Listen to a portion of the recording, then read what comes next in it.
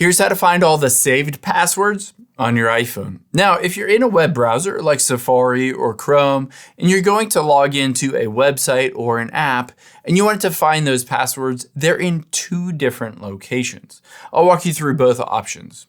Now, the first way is to look for the Passwords app. So we're going to swipe to the left till we get to the app library and just search for Passwords and open it up. You'll be able to see it uses my Face ID to unlock this, and this will show me all of the passwords on my iPhone. I can either just tap on search here and search for a password, or if I didn't want to do that, I can tap on the all at the top left and then just navigate to a password just by tapping on that specific account. And there you can see the username, oftentimes just your email address, as well as the password right under it. You can tap on the password and it will reveal what that password is.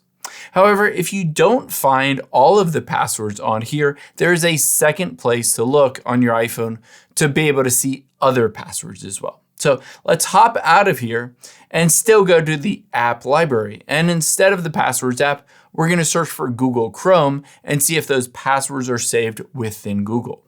So tap on App Library and we're going to search for Chrome here and open it up. Now you'll be able to see at the very top right, I'm logged into my account, indicating I have my Google account linked to Chrome. And now let's see if there are passwords saved in Chrome as well. To do that, we'll tap on those three dots at the bottom right and then tap on Password Manager.